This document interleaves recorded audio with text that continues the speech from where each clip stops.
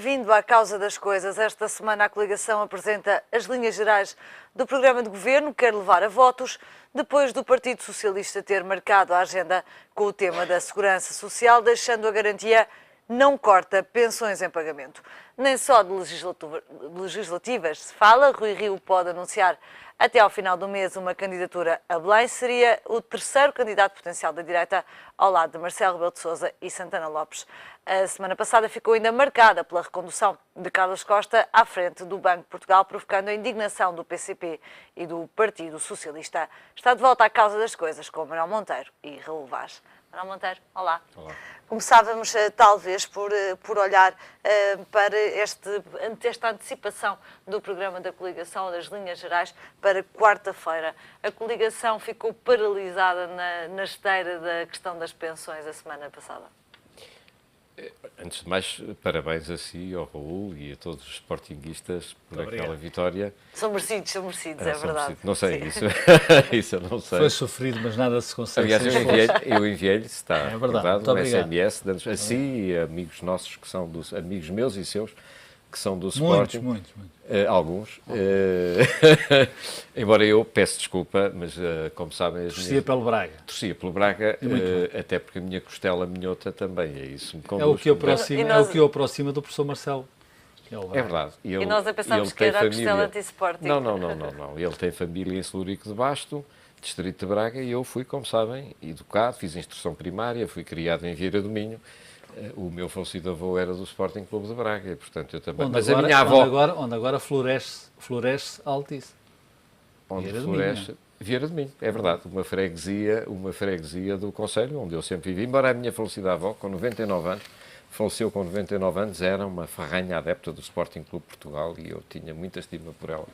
Bom, dados os parabéns, merecidos, como diz a Alexandra, deixe-me dizer o seguinte. Eu penso que é compreensível que o PSD e o CDS anunciem as novas linhas programáticas até para se libertarem, não apenas, como dizem muito bem, dessa questão das pensões, que é uma questão mal explicada e penso que muito preocupante para todos nós enquanto portugueses, porque de um lado houve um anúncio no sentido daquilo que algumas pessoas, minhas amigas, diziam. A Ministra falou a verdade, portanto disse nós não temos dinheiro e é necessário cortar 600 milhões e, portanto, é necessário ir buscar uma receita de 600 milhões e, portanto, provavelmente há que fazer isso em termos de pensões. Depois tentaram corrigir o tiro de várias formas. A última, se estamos recordados, ou se eu estou bem recordado, no sentido de dizer que eventuais cortes de pensões seriam exclusivamente nas pensões mais elevadas, acima de determinado montante. Mas, independentemente da questão das pensões, que é a questão que diz mais respeito à esmagadora maioria dos portugueses, há uma outra questão que não acredito que diga respeito a todo o conjunto de cidadãos, mas diz conjunto aos cidadãos que abordam os temas políticos, nomeadamente a nomeação do governador ou a renomeação do governador do Banco de Portugal. E, portanto, a ideia que tenho, e com isso me calo, é que o governo tem necessidade, ou os partidos da coligação, melhor dizendo, têm necessidade de dar um pontapé em frente e de colocarem a oposição, a comunicação social, os analistas e os comentadores a abordar essas linhas programáticas. E, portanto, parece-me que é perfeitamente compreensível e perfeitamente normal. Acabou por ser, Raul, uma boa semana para o Partido Socialista, que sabe bem que no que toca a pensões os portugueses gostam de contos para crianças, provavelmente. Não sei se são contos para crianças, sei que a questão das pensões está, eu julgo que de uma forma irreversível, no centro da campanha eleitoral. E não vejo forma da coligação sair desse debate e dessa divergência com o Partido Socialista.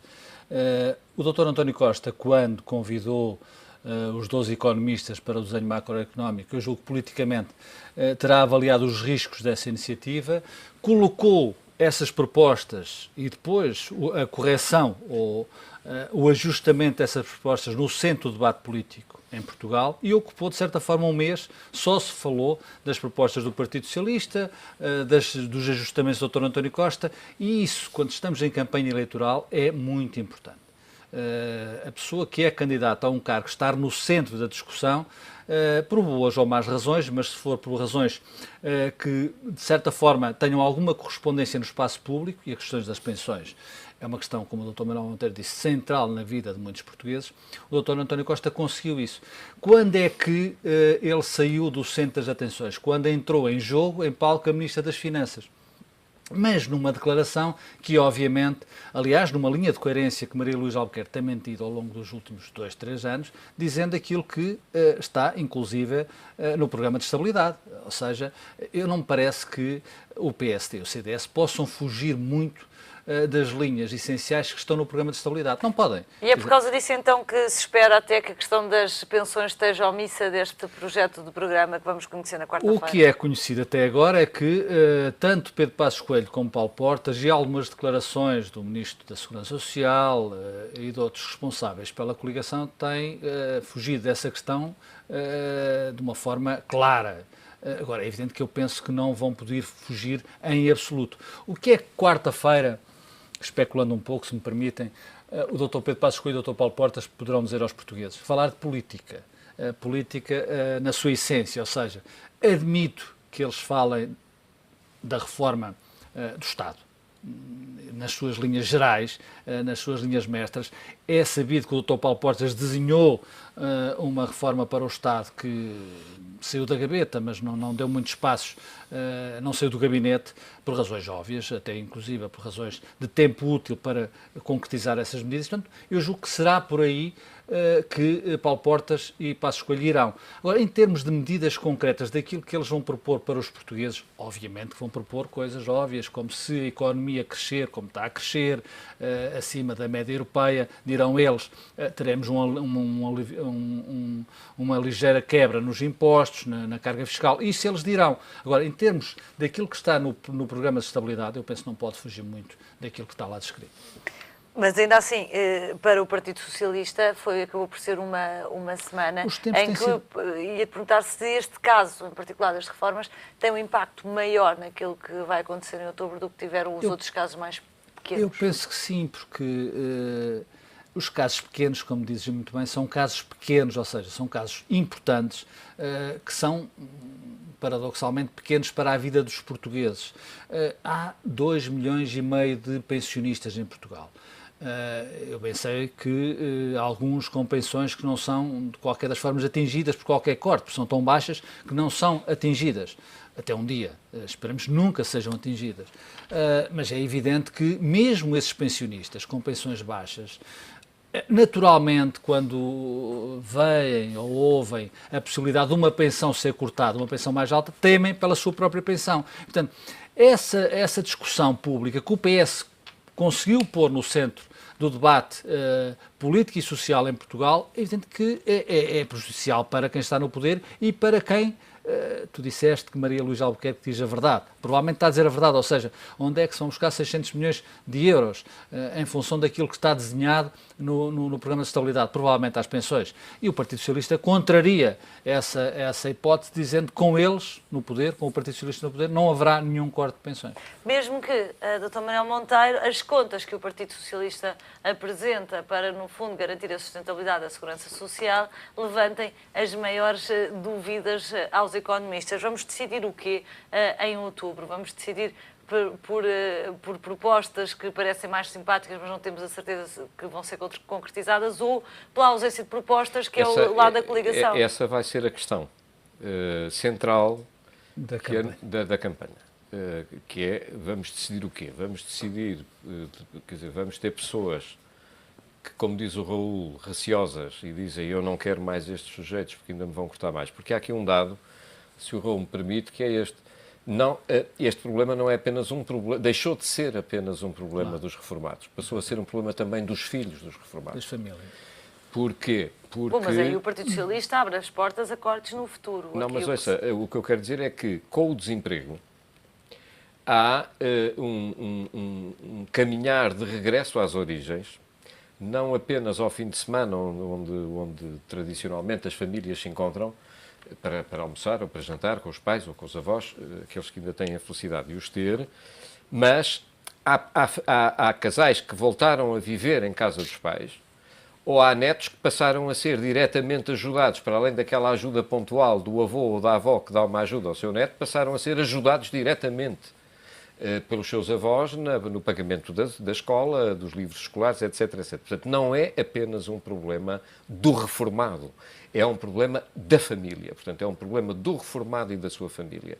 Ele passou a ter de contribuir ativamente para o orçamento do filho, da nora ou da filha e do genro e dos seus netos. E, portanto, esta vai ser, inevitavelmente, uma questão central. E esta questão é uma questão, se me permitem, e eu não os quero incomodar, e muito menos aos nossos telespectadores com isto, é uma questão relevante, não apenas sob o ponto de vista económico, mas fundamentalmente sob o ponto de vista político. Em determinada altura, e era por isso que eu dizia que não os queria amassar, para o mal ou para o bem, houve um senhor chamado Karl Marx que pretendeu discutir política apenas, eu sei que estou num canal de economia e que estou num canal ligado a um grande jornal como o Diário Económico e, portanto, as questões económicas puras e duras estão no vosso ADN, no centro da vossa atividade. Bom, a verdade é que houve um senhor chamado Karl Marx que pretendeu fazer um corte total na forma como a política era analisada, discutida, debatida até aí. E disse, o que conta é a economia. E, portanto, todas as soluções políticas têm de ser analisadas exclusivamente em função da economia. Ele, aliás, ia até mais longe, dizendo o que conta é saber o que cada pessoa tem, não o que cada pessoa é, não o que cada pessoa pensa, mas o que cada pessoa tem, e é em função do que cada pessoa tem que a luta política se faz. Ora, não deixa de ser irónico que tantos séculos passados do Manifesto Comunista do Sr. Marx e do Sr. Engels, a política, ao nível dos valores, tenha desaparecido para só se discutir economia, para só se discutir finança, para só se discutir déficit, para só se discutir dívida. Dir-me-ão, bom, mas nós sem dinheiro não pomos pão na mesa das pessoas. E aquilo que conta para a vida concreta das pessoas é o pão na mesa, é o emprego. Eu reconheço quase como isso. se fosse uma questão lógica. Ouça, e não ideológica. Mas eu reconheço isso. Só que quando a vida de cada um de nós se restringe apenas a essa questão, por muito relevante que ela seja, a vida perde. Ouça, nós estamos a caminhar. Eu sou um conservador, sou de direita, mas repare, eu sou trabalhador por conta de outra, trabalho numa universidade. Se o meu único objetivo de vida for apenas manter o meu emprego e não subir ou ter uma perspectiva de prémio no meu próprio emprego, há uma parte da minha vida que está posta em causa. Vamos ser claros. Ou seja, faço-me entender, portanto, claro. Se eu apenas trabalho, dizer assim, olha, tu trabalhas muito ou trabalhas pouco, porque o que conta é a manutenção do teu posto de trabalho, bom, isto é terrível. Porque a lógica é que eu quero manter o meu posto de trabalho, mas também quero ser premiado se trabalhar mais, se produzir mais, se der uma entrega maior à minha própria empresa. E, portanto, há aqui um lado em que a economia está ao serviço da realização humana. A realização humana não pode nunca estar ao serviço exclusivamente do dinheiro. É o dinheiro que está ao serviço da realização humana. E essa questão é uma questão que falha na política, não apenas em Portugal, mas fundamentalmente na Europa. Desapareceu a política, desapareceu o debate das ideias. E, portanto, eu, quando analiso a segurança social, eu tenho que pensar e refletir sobre qual é o modelo de sociedade em que eu acredito, qual é o modelo de família em que eu acredito, qual é o modelo de partilha comunitária em que eu acredito. E é em função disso que eu depois tenho que discutir as soluções concretas face aos meios e aos bens de que eu disponho. Agora, inverter apenas a função é caminhar novamente ao encontro do Sr. Karl Marx e dar-lhe razão. E, portanto, isto para mim é uma ironia. Portanto, eu espero, de facto, a bem da vida pública, que o PSD e o CDS reintroduzam o debate político, como você diz, e eu estou completamente de acordo, para nós discutirmos a segurança social, mas para discutirmos a segurança social num quadro muito mais vasto, que nos permita fugir deste espartilho em que estamos inseridos. Porque, repare, porque daqui a algum tempo o problema também passa a ser um problema dos jovens que entram no mercado de trabalho, porque os jovens que entram no mercado de trabalho dizem, então, mas espera lá, mas eu vou trabalhar para quê? Só para pagar impostos? Não, estudos recentes dão conta que em 2020 ou 2025, para não errar, sim. As pensões serão 60% daquilo quase metade do que temos agora. É o salário, metade daquilo que se ganha, que a pessoa teve de salário, em média. Portanto, quer dizer, isto é assustador, isto é uma sociedade diferente. Portanto, eu penso que esta campanha eleitoral, se não for assim, está mal, quer dizer, claro. Se não for assim, está mal, ou se for assim, pior fica, quer dizer, tem que ser contaminada no bom sentido por esta discussão. Por política e por uma questão central que é como é que vai ser o sistema de segurança social, como é que é e como é que vai ser. Aliás, eu julgo que o Partido Socialista, aquilo que apresentou, sem o dizer, deixa implícito que, se for poder, vai fazer uma reforma da segurança social. Como eu penso que num partido que seja poder é inevitável é inevitável falarmos da convergência dos sistemas de segurança social. Seria a terceira reforma da segurança social feita pelo Partido Socialista, claro, o que vale a pena perguntar quais são, se são capazes de resolver o problema ou se andamos de penso rápido em penso rápido. Ou então, o problema é de tal dimensão e de tal natureza, eu diria mais de tal natureza, que de facto não é diagnosticável em cada momento em que ocorreram essas reformas. Aliás, a última reforma da Segurança Social que se fez em Portugal, um governo do Partido Socialista, foi feita por aquele que é tido como um dos grandes especialistas, o Dr. Vieira da Silva, e o Partido Socialista dizia, eu julgo que dizia com convicção, quer dizer, com feitas as contas, analisando, perspectivando o futuro, dizendo que durante 40 ou 50 anos, julgo eu, 30, 40 ou 50 anos, não havia problemas de sustentabilidade do sistema em Portugal. Verificou-se, passado poucos anos, menos de uma década ou uma década, que de facto os problemas estão lá, existem. Portanto, isto torna a questão inevitável de ser enfrentada e dizer aos portugueses que de facto querem a verdade. Mas no diagnóstico, os partidos do arco da governação estarão todos de acordo que há um problema de sustentabilidade da segurança social, sim, o que já é um passo em frente. Na forma de resolverem... Na forma de atacar esse problema de uma forma que possa ser duradoura, é evidente que isso pode ter custos políticos, pode ter custos eleitorais. E é apenas nisso que há diferenças. E é aí que há diferenças, sim, ou seja, como é que se... Como é que se comunica e como é que se executa essa necessidade perante uma sociedade que, de facto, repare, se isto nada se fizer, o que é que vai ser Portugal se não tiver crescimentos económicos? Depois há aqueles que acreditam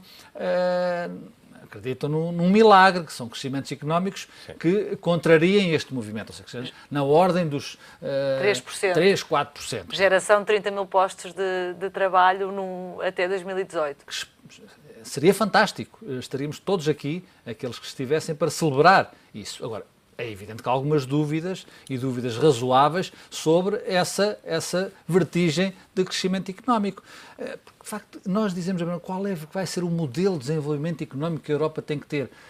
Isso é importante discutirmos, mas o que temos que discutir são as dificuldades objetivas de um Estado social que é, de facto, de primeira linha no mundo. Quer dizer, a Europa aí é um exemplo. E está a ser confrontada com, eu não direi a falência desse sistema, mas com as dificuldades objetivas desse sistema. E depois o Raul sabe, há aqui uma questão, eu digo com muita humildade, há coisas que eu não sei, e portanto não vou estar aqui a inventar que sei, que tenho a solução, mas independentemente disso, o mundo tornou-se todos os dias cada vez mais imprevisível. Eu não sei se têm essa noção. Quer dizer, há uns anos atrás, era mais fácil prever e prevenir do que agora, para o mal ou para o bem. Quer dizer, o mundo é totalmente imprevisível.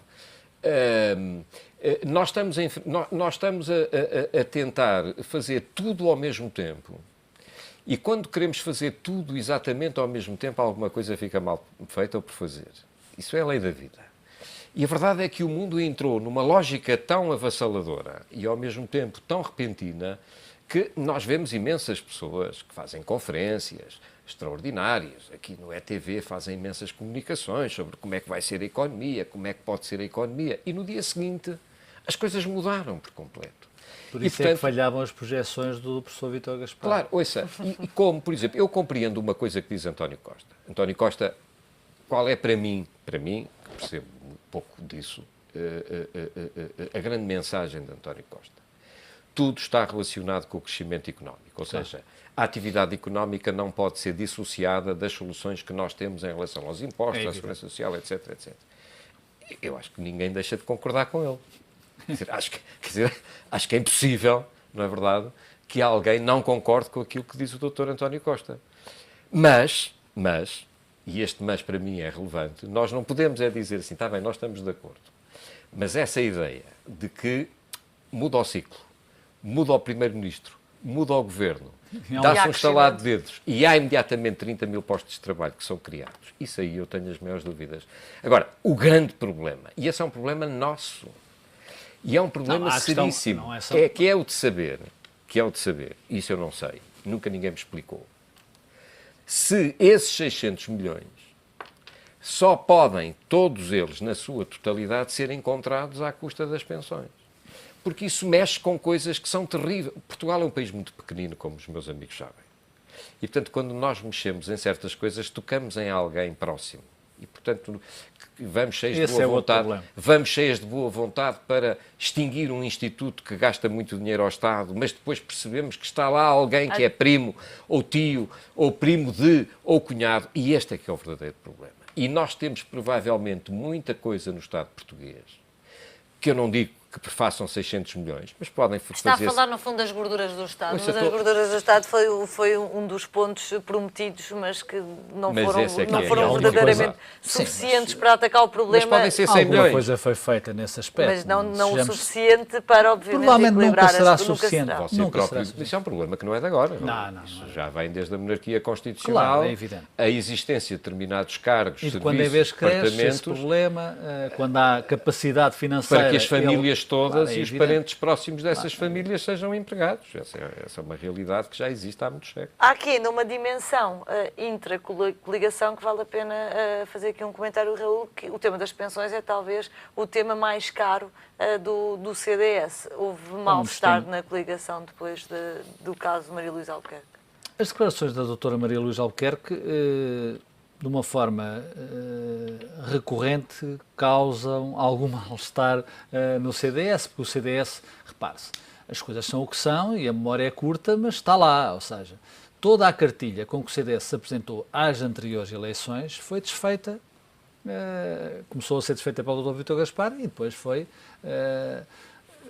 continua a ser desfeita pela doutora Maria Luísa Albuquerque. Portanto, é natural que haja aqui alguma divergência, para ficar por esta palavra, em relação àquilo que é a filosofia e a política da Ministra das Finanças, muito próxima dos sistemas mais fechados de Frankfurt e de Berlim, ou aquela que é a política e as vontades do CDS, que é o partido dos contribuintes, o partido dos pensionistas, o partido dos pescadores, dos lavradores. Então, e isso, de certa forma, não foi, nestes 4 anos, tudo isso não teve uma correspondência. Pelo contrário, os impostos subiram, as pensões desceram, e como é que este partido se vai apresentar ao eleitorado? As pescas diminuíram. As pescas diminuíram, continuam a diminuir. Como é que vão apresentar-se ao eleitorado? É evidente que vão agora, neste momento, apresentar-se ao eleitorado da única forma possível. É ao lado, ou ao reboque, melhor dizendo, do partido da doutora Maria Luísa Albuquerque e do doutor Pedro Passos Coelho. Essa é a questão. Agora, eu penso que há um espírito de conquista de poder e de sobrevivência no CDS muito apurado. O Dr. Paulo Portas tem isso muito afinado e, portanto, eu penso que, engolindo mais sapo, menos sapo, eu julgo que os dirigentes do CDS vão certamente aceitar aquilo que são as linhas mestras da coligação e que são, de certa forma, têm sido até agora definidas pelo Dr. Pedro Passos Coelho. Vamos às presidenciais, Dr. Manuel Monteiro. Rui Rio pode ser um nome a ser conhecido formalmente para a candidatura? O Dr. Rui Rio fez um desmentido agora há um pouco, embora é um comunicado em que desmente a notícia da SIC deste fim de semana, dizendo que... Algumas pessoas já sabiam que ele ia desmentir, não sei quem. Algumas pessoas já sabiam que ele ia desmentir. Não, quem conhece o Dr. Rui Rio e olhou para aquela notícia, de facto tinha algumas dúvidas. Telefonaram-me, Dr. Rui Rio, nestas circunstâncias, Dr. Rui Rio, ou houve ali uma alteração substancial na forma de pensar e no comportamento político do Dr. Rui Rio, ou aquilo não podia ser verdade. Eu acho que o Dr. Rui Rio, como diz no comunicado, se alguma vez for candidato presidencial, o que eu duvido, fará ele essa comunicação. O que você duvida. Mas eu quero. E o que também quer. Quer que seja candidato. Não, que não quer. O que duvida e o que deseja. Não, isso eu duvido. Agora estou na mera análise daquilo que eu acho que o Dr. Rui Rio quer para ele. A pergunta que eu ia concretizar era se seria um bom candidato e se faria mudar as coisas nos outros candidatos de direita, nomeadamente Marcelo Rebelo de Sousa. Eu já o disse aqui que se a direita quiser ganhar as eleições, e não quer dizer que as perca com o Dr. Rui Rio, mas tem um candidato óbvio. Nem quer dizer que as ganhe com o Marcelo. Óbvio. Eu acho que a direita ganha as eleições com Marcelo Rebelo de Sousa. Porquê? Pela notoriedade de Marcelo, pela campanha que Marcelo tem vindo a fazer à sua maneira. Marcelo Rebelo de Sousa está em campanha para as presidenciais já há 1 ano e meio, 2 anos. Quer dizer, isto conta. Quer dizer, Marcelo Rebelo de Sousa... Só 1 ano e meio. 1 ano e meio, 2 anos. Para estas eleições, doutor Manuel Monteiro. Marcelo Rebelo de Sousa não faz só o comentário semanal na TVI, faz mais do que isso. Tem trabalhado muito e tem percorrido, feito muito quilómetro e comido muita carne assada em sítios deste país. E, portanto, quer dizer, eu acho que se a direita quer ganhar as eleições, tem uma possibilidade de as ganhar. Se quiser privilegiar as legislativas, porque há de facto aqui um momento que é muito difícil de gerir politicamente, é como é que se fala de legislativas e não se fala de presidenciais ou vice-versa. Porque as legislativas são em outubro, setembro, outubro, finais de setembro, outubro, e as presidenciais são em janeiro. Portanto, e essa confusão não ajudou o PS, portanto. Exatamente. E a construção de um ticket vencedor revela-se difícil à direita e também difícil à esquerda. O ticket que António Costa queria, que era António Costa mais António Guterres, não se concretizou. O ticket que Pedro Passos Coelho não quer, ou quer, é Pedro Passos Coelho mais Pedro Passos Coelho. Não para legislativas presidenciais. Pedro Passos não quer misturar as presidenciais com as legislativas. O que eu acho que percebe-se.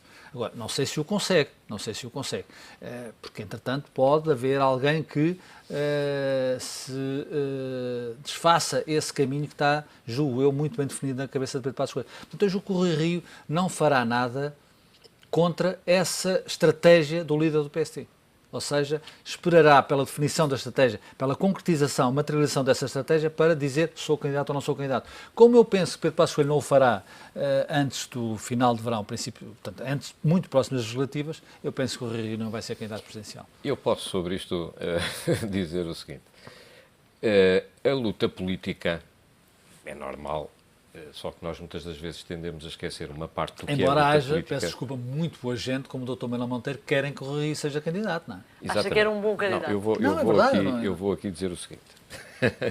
Não, esta conversa é leal e, portanto, o Raul diz o que pensa desde sempre, é do Sporting, eu sou do Benfica, não, tudo bem. A luta política não é apenas a luta de ideias, ou de projetos, ou de propostas. A luta política é também a luta entre pessoas. E entre pessoas que querem o poder, querem o protagonismo. Acho que isso é normal. É assim em Portugal, na França, nos Estados Unidos da América. Mal fora que aqui não.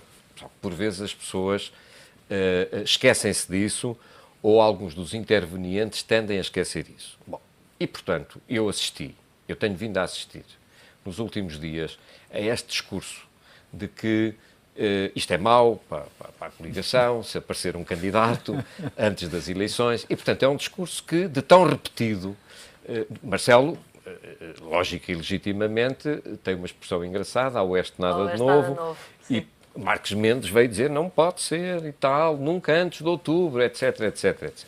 É evidente que se eu for, e eu acho que é importante que a democracia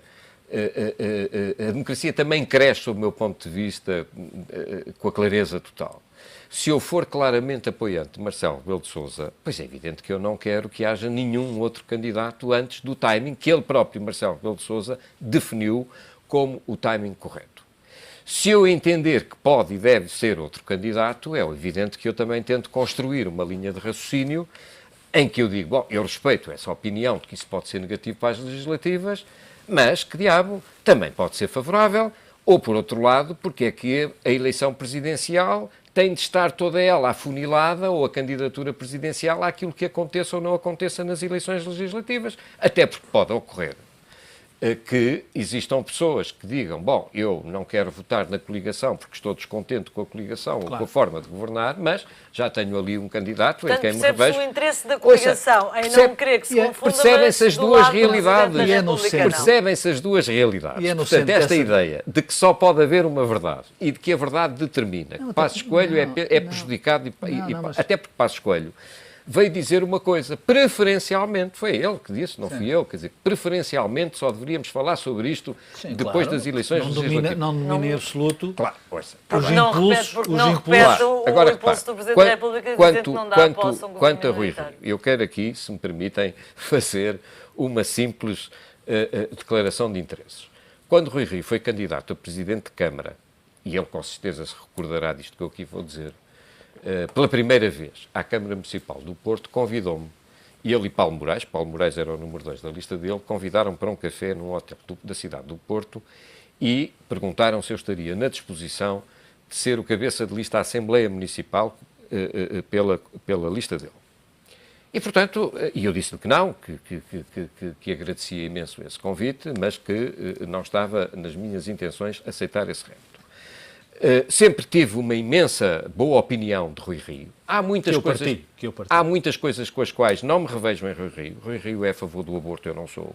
A favor do aborto, peço desculpa, é a favor pela despenalização exatamente, do aborto. Eu sempre votei contra. Rui Rio é a favor, ou pelos vistos é agora a favor da regionalização. Eu continuo a não ser a favor da regionalização. Rui Rio é um homem, de facto, muito mais liberal. Eu sou um homem muito mais conservador e, portanto, isto não significa que se amanhã Rui Rio se candidatar, que eu vote em Rui Rio. Fique claro isso. Primeiro, não sei se vou votar.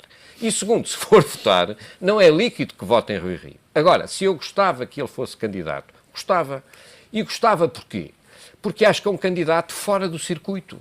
Sim. É um candidato fora do esquema tradicional, perdoem-me a expressão, da corte que tudo engendra, que tudo decide, que tudo pode, que tudo quer. E é nesse sentido que eu vejo, não é por ser do Norte contra o Sul, essa conversa a mim não me diz rigorosamente nada. Com todo o respeito, não me diz rigorosamente nada. Agora, acho que é, para o mal e para o bem, um homem fora do esquema.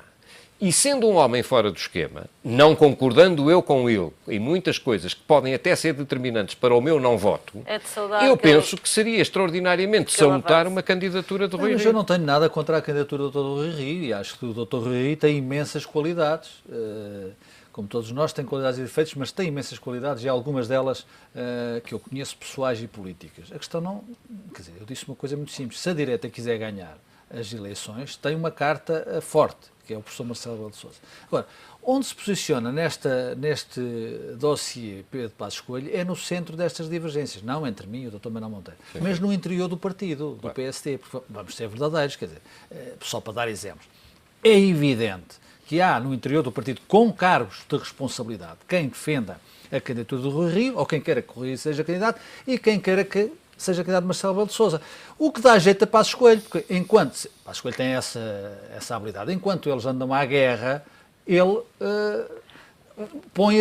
mantém a sua posição muito mais consistente, reservada e, de certa forma, consistente. Repare-se, o Dr. Marcos Mendes prefere o professor Marcelo Rebelo de Sousa. O Dr. Marco António Costa, sem o dizer, é óbvio que prefere o Dr. Rui Rio. Quer dizer, isto para dar só 2 exemplos. O líder parlamentar do PSD, o Dr. Luís Montenegro, penso eu, aliás, já esteve em campanha com o professor Marcelo Rebelo de Sousa.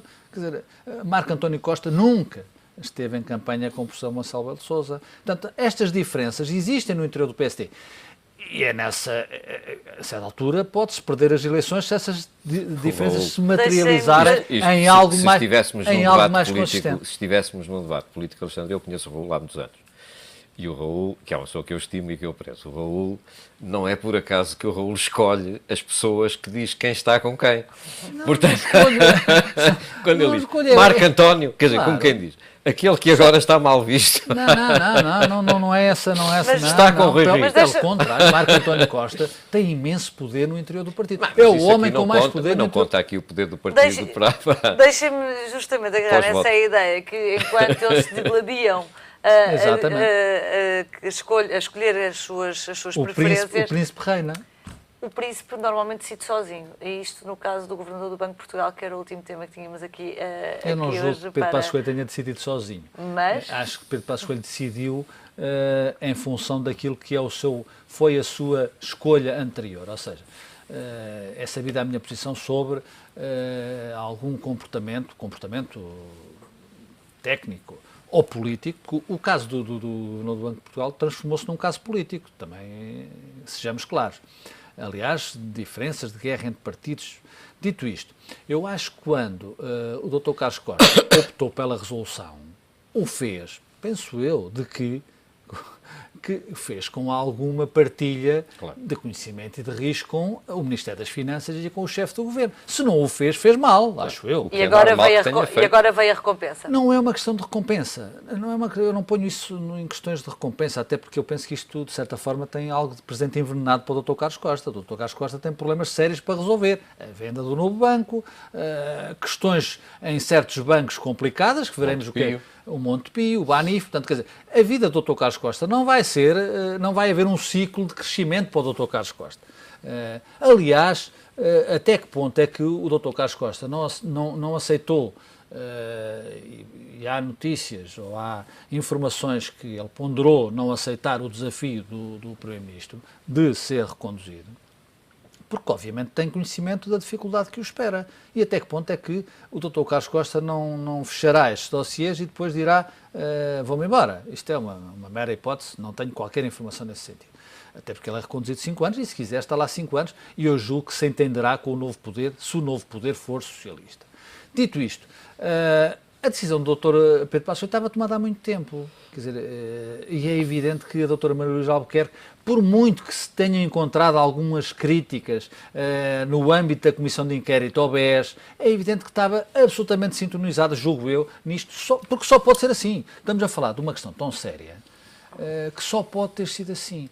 Até porque a questão da resolução é uma questão questionável em relação ao BES. O BES era um banco estruturante do sistema financeiro português. Portanto, quando se tomou essa decisão, teve que se avaliar os prós e os contras, certamente. E veremos como é que isto vai, obviamente, o resultado. Qual vai ser a participação, esperemos que não seja nenhuma, dos outros bancos que entraram na resolução na venda do novo banco. Mas dificilmente não será. Dificilmente. Por isso é que já estão a transpor isto para pagamentos a 20 anos, porque já estão a reconhecer que, de facto, haverá algum déficit entre aquilo que foi posto na resolução e aquilo que o comprador vai dar pelo novo banco. Situando aqui este tema naquilo que provavelmente interessará mais às pessoas, foram centenas de horas de comissão parlamentar de inquérito, em que no final se chega a um relatório que é uma espécie de avaliação de desempenho do Banco de Portugal e é um relatório que não é positivo. Como é que se explica às pessoas que o relatório tem este resultado? Há uma comissão de auditoria interna do Banco de Portugal em que não se conhece parte do relatório porque está sujeito a sigilo e, portanto, não se tem todos os dados em cima da mesa e se reconduz o governador do Banco de Portugal. Os portugueses conseguem perceber isto bem? Ouça, eu sobre isto queria dizer duas coisas. A primeira é que, goste ou não, de acordo com o sistema legal vigente, o Governo tem todo o poder para nomear quem quer. Se depois tem legitimidade absoluta. Tem o poder, não é? Há uma lei que determina que é uma resolução do Conselho de Ministros que indica não apenas o Governador como o Conselho de Administração, de acordo com determinado tipo Há novas regras que agora o Governador pode escolher. Está bem. E que vai mudar de resto da administração. Mas ouça, se o Governo, se é aconselhável que ouça o partido da oposição, principalmente estando nós a pouco tempo das eleições, com certeza que seria. Mas o Governo não fez nada que não estivesse no seu âmbito e na sua própria competência a fazer. Ponto 1. Ponto 2. Há uma coisa que me parece lamentável. É que os mesmos deputados, porque as críticas que são feitas pela Assembleia da República, o Governo, se quiser seguir, segue, se não quiser seguir, não segue. Não é? Quer dizer, não é o Governo que está na Comissão de Inquérito. Agora, o que eu acho extraordinário e que é, do meu ponto de vista, é a minha opinião... Mas então isso significa que o Governo está na posse de mais informação do que aquela que são os partidos que fizeram o que me parece lamentável. Repare, se eu, Manuel Monteiro, fosse deputado do partido A, apoiante do Governo, numa Comissão de Inquérito, a fazer críticas contundentes ao Governador do Banco de Portugal, tivesse participado no relatório que o continua a acreditar e tivesse assinado esse mesmo relatório, o mínimo que eu me exigiria a mim próprio era não ser eu próprio a vir a público justificar a nomeação do Governo ou a recondução de Carlos Costa. Porque é uma questão de dignidade pessoal. Ou seja, os deputados e o Parlamento, se querem manter a sua independência, devem dizer, muito bem, Eu, Manuel Monteiro, não concordo com a sua posição, com a posição do Governo. Sou membro do partido, provavelmente tenho que respeitar. Agora, não ponham a mim na televisão, como aconteceu, quer com os deputados do PSD, quer com os deputados do CDS, não ponham a mim a desdizer aquilo que eu acabei de dizer e aquilo que eu assinei. Porque isso são pequenos pormenores, admito que tenham escapado à esmagadora maioria das pessoas, mas são pequenos pormenores que revelam a inconsistência de muitas pessoas que são parlamentares. Quer dizer, então eu critico-a. Digo que você falhou, que não tem condições para o cargo. E logo a seguir, assino um documento a corroborar aquilo que acabo de dizer. Entretanto, o primeiro-ministro, que por acaso é do nosso partido, nomeia num quadro de independência, de legalidade. E eu venho para as câmaras de televisão, mesmo depois de a ter criticado, dizer, bom, compreende-se, porque está aqui em curso... Com toda a razão. Pois, isso é para mim... Isso é para mim... distraído, isso isso é revelador... Infelizmente... Não, isso é revelador da falência e da fragilidade de quem representa e da dependência. Pronto, e da dependência total. E porque isso é uma questão de dignidade pessoal. Eu não estou a dizer que as pessoas são indignas. Há outra coisa que... E esta questão... Agora, há um ponto, só para concluir mesmo, que eu não vi ainda muito abordado e gostava de ver. Eu tenho muito respeito pela instituição Banco de Portugal e gostaria de ver esclarecido, como cidadão, de uma forma mais cabal, notícias que vieram a público de encomenda de estudos e de assessorias por parte do Banco de Portugal, se fosse ao Banco, ao Paribas, fosse a consultora... Já para estudar o mecanismo da resolução. Exatamente. Antes de ele ser estudado. Exatamente. Fica essa pergunta... Fica essa pergunta e fica uma situação concreta que é, na minha opinião, grave, que é os lesados do BES, qual é a resposta que esta situação, esta decisão, e este processo de decisão que o Governador fez e assumiu, qual é o resultado disto tudo? Isso eu acho que é questionável. E a resposta do Banco de Portugal a dizer entendam-se com a CMVM. Entendam-se com a CMVM. Meus senhores, muito obrigada Muito obrigado. pela presença no Causa das Coisas, que está de volta para a semana. Até lá.